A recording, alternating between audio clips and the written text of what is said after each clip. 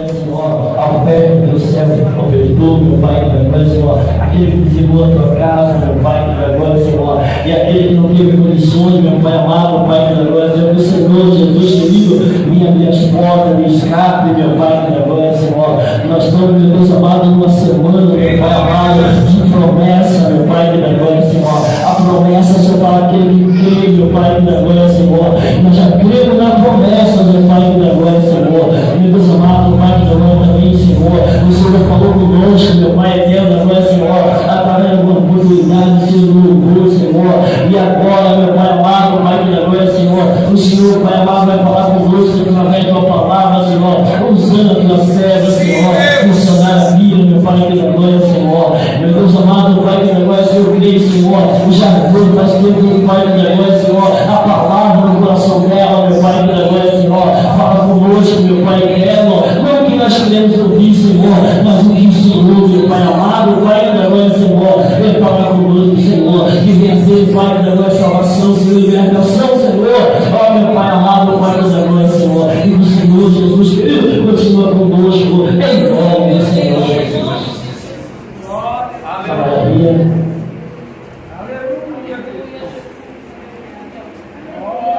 Glória a Deus. Saúde os irmãos com a paz do Senhor Jesus, amém? Amém. Glória a Deus, estou muito feliz de estar mais uma vez aqui nessa casa, junto com os amigos, né? Revendo os amigos. Muito contente, pastor Daniel, pastora Jaca, Ana. E os parentadas, né, gente? As parentadas nossas, que glória a Deus. Muito bom, né? Se a gente não consegue se ver de um jeito, Deus dá um jeitinho de se ver de outro. Mas não tem como, né? Passando aí falando, né, sobre a casa da minha mãe, eu tenho alguns flashes de memória dessa época. Eu tenho um flash de memória da minha mãe trocando a minha fralda. É sério, gente. Eu tenho um flash da minha mãe, eu lembro até a cor do alfinete, daqueles alfinetes que usavam fralda de pano. Era amarelo, eu lembro. Eu lembro de algumas coisinhas. E eu lembro muito do chão vermelho. Isso faz tempo, hein, gente? Eu não tenho mais autoridade não, irmão. Vou sair da casa dos 30 e poucos para ficar uns quarentão. Esse ano eu fico quarentona. Para a glória de Deus. Aleluia! Superando a expectativa do Satanás, né, irmãos? Verdade. E esperava o quê? Que a gente morresse nas drogas. Olha nós aqui. Aleluia. Pega a sua Bíblia aí, sem mais delongas. Quero agradecer a pastora Magda pelo convite de estarmos aqui participando dessa semana profética. Eu creio que Deus vai fazer muitas coisas, irmãos.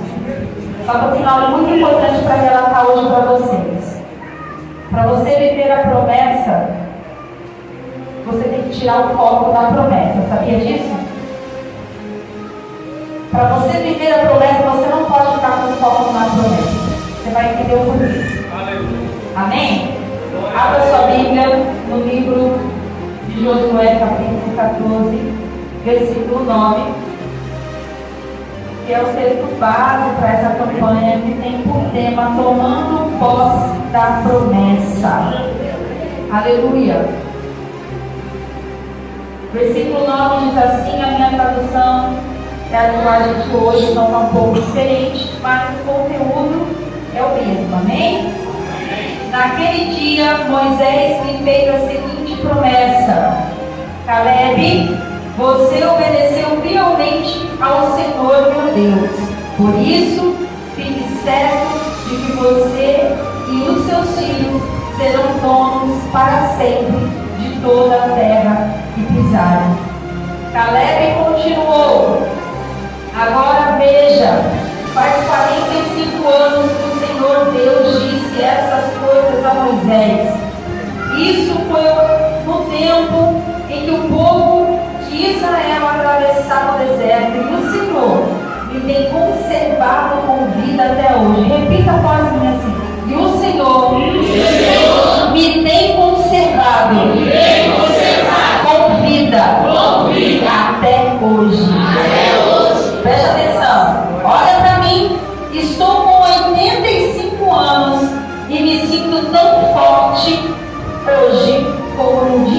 Moisés me mandou espionar a terra, ainda tendo bastante força para combater na guerra e para fazer o que for preciso. Repita assim: ainda tenho bastante força. Tenho bastante força para combater na guerra e para fazer o que for preciso. Aleluia. Versículo 12. Agora me dê essa região montanhosa que o Senhor me prometeu quando os meus companheiros quando os meus companheiros e eu demos o relatório. Naquele tempo dissemos a você que os gigantes anaquinos estavam lá, morando em grandes cidades cercadas de muralha. E o Senhor, se o Senhor estiver comigo, eu os expulsarei, como ele prometeu. Então Josué abençoou Caleb, filho de Jefoné, e lhe deu a cidade de Hebrom para ser sua propriedade. Até hoje Hebrom pertence aos descendentes de Caleb, filho de Jefoné, do povo querezeu, porque ele obedeceu fielmente ao Senhor, o Deus de Israel. Porque ele obedeceu, diga ele obedeceu fielmente ao Senhor, Deus de Israel. Aleluia. E para encerrar, versículo 15. Antes disso, Hebrom era chamado de Kiriat Arba. Arba havia sido o maior dos anaquins. Então houve paz. Aleluia. Coloque sua Bíblia no assento. Feche os seus olhos, coloque a mão no seu coração e diga assim: Senhor, continua falando comigo. Eu quero o teu direcionamento para as decisões que eu preciso tomar. Conduza os meus passos nessa noite, porque eu quero chegar aonde o Senhor prometeu. Amém? Podeis aceitar glorificando a Deus. Louvado seja o nome do nosso Deus Todo-Poderoso. Aleluia. Eu sou grata a Deus pela oportunidade de estar aqui nessa noite. O Senhor falou comigo: você não vai parar de pregar, porque a minha intenção, Magda, era me dedicar à igreja. Falei, conciliar com tudo, não dá. Muita coisa, Senhor. Aí o Senhor falou: você não vai parar. Você não vai parar, não. Você vai onde eu te mandar ir. Aí manda quem pode, obedece quem tem juízo, né, irmão? E aí eu fico feliz porque eu estou na segunda reunião do ano. E eu estou muito grata a Deus por ser aqui, irmão. Eu não fico divulgando na internet, dizendo assim, agenda aberta, não falar as coisas, irmão. Eu acredito que eu tenho que estar onde Deus quer que eu esteja. Aleluia.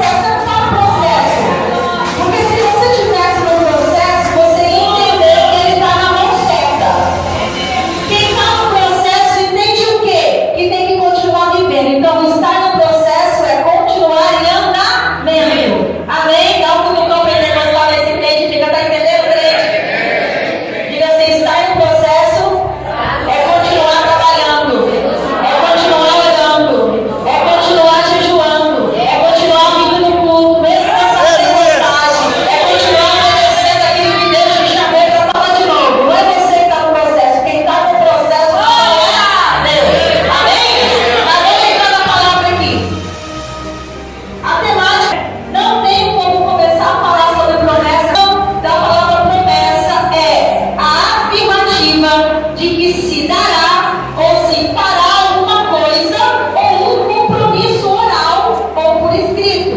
Então vamos lá, promessa é a afirmativa de se dará ou se fará alguma coisa.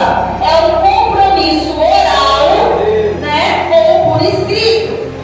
Nós estamos aqui dentro de uma temática. A temática dessa campanha nos leva ao texto em que temos uma afirmativa de Deus verbalizada através de Moisés a Caleb, em que ele receberia, mediante a sua obediência irrepreensível a Deus, terras que ele herdaria, que ele receberia, que ele tomaria posse, e seria não só dele, mas da geração após dele, ou seja, dos seus filhos, dos seus netos e assim por diante. Então, ou seja, Deus fez um compromisso com Caleb através de Moisés. Aonde está isso, missionaria? Está lá em Números, capítulo de número 13,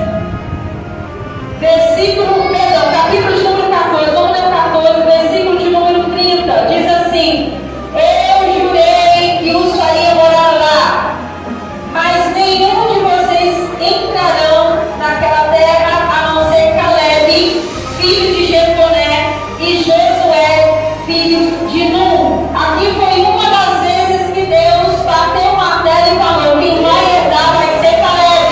Aleluia!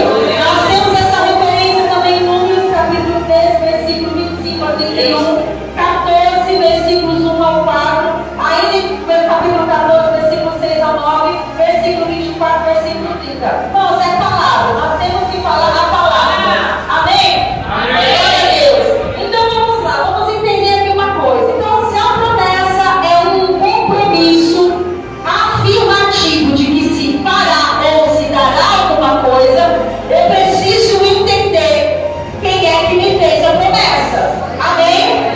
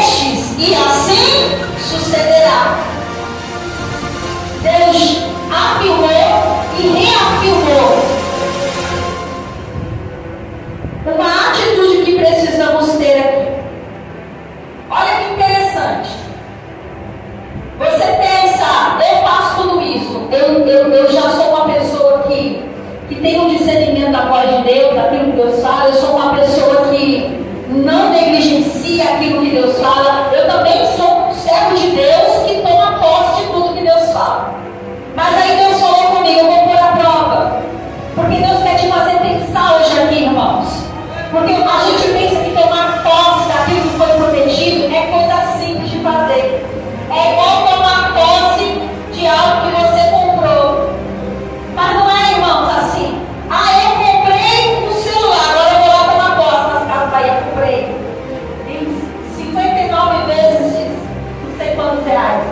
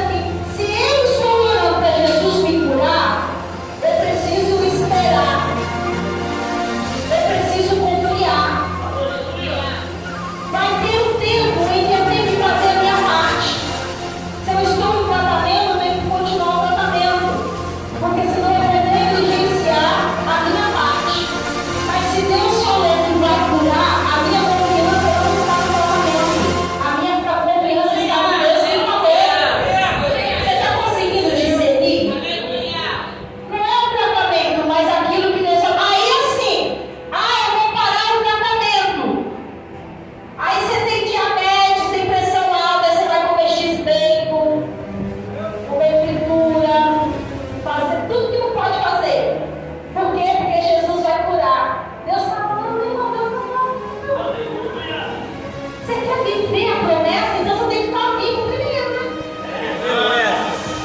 Tem alguém que quer viver a promessa, mas está negligenciando a própria vida.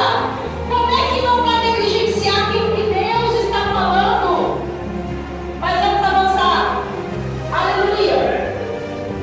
Uma das coisas que eu falei aqui, tem que estar com o coração limpo. Não é de qualquer jeito que se vive a promessa. Não adianta ter a maior fé e viver negligenciando a Deus.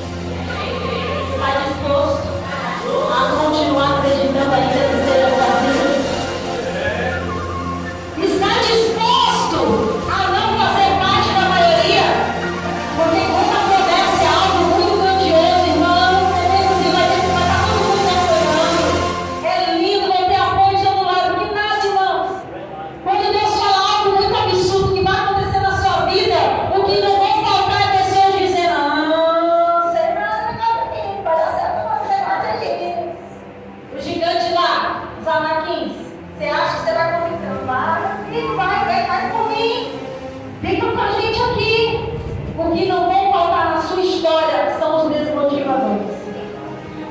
Não foi assim na vida do Bartimeu? Um povo que estava na multidão e podia ser o primeiro a ter compaixão de dizer: vamos lá, meu filho, vamos lá até Jesus, você é ceguinho, vamos lá, eu te guio. O que eles disseram? Para de gritar, você está incomodando. Às vezes tem que você pensa que vai te levantar, é o que vai dizer para você ficar onde está. Aí eu te pergunto: está disposto a não fazer parte da maioria? Está disposto a ser rejeitado, ser taxado como louco? Porque para viver a promessa, irmãos, nós temos que fazer escolhas, renúncias. Nós temos que abrir mão de algumas coisas que muitas vezes nos apegamos. E a última pergunta: está disposto a seguir sozinho? Às vezes nem uma mulher vai acreditar em você, nem teu esposo vai acreditar, nem tua mãe vai acreditar. Talvez a pessoa não vai nem falar nada para te desmotivar, mas também não vai te apoiar. Aí você tem muita coisa sozinho. Mas às vezes o caminho da promessa nos leva a viver situações como essa. E aí eu te pergunto: está disposto? Está disposto a brigar sozinho para viver a promessa? Para tomar posse da promessa?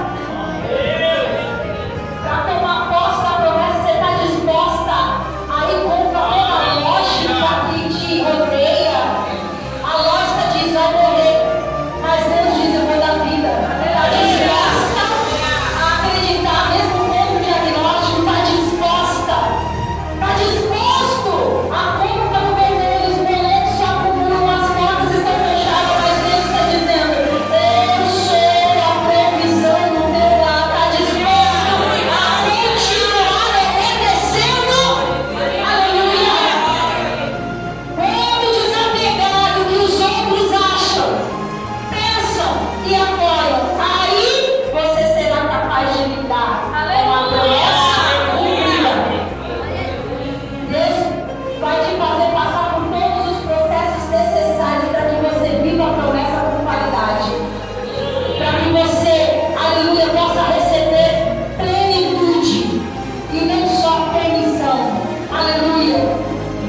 Se é para crer, não deixe ninguém te influenciar e nem embaraçar as suas ações. Se coloque de pé. Aleluia. Tomar posse da vitória vai exigir mais esforço do que você pensa.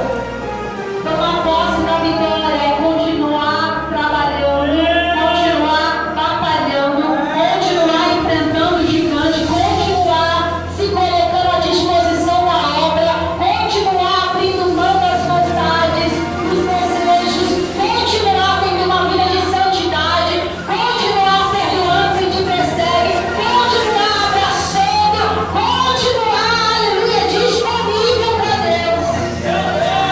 E tem coisas, irmãos, que ninguém pode fazer por você. Tem coisas que é só você que pode decidir. Teu esposo não pode influenciar. Aonde está escrito isso? Na Bíblia, 2 Reis, capítulo 14, a partir do versículo 8, se eu não me engano. A Sunamita. Por que ela não falou para o marido que o filho estava morto? Ela tinha acabado de deixar o menino no quarto do profeta. Quando ela fechou a porta, Deus falou comigo: eu não chamei você para ser fingida.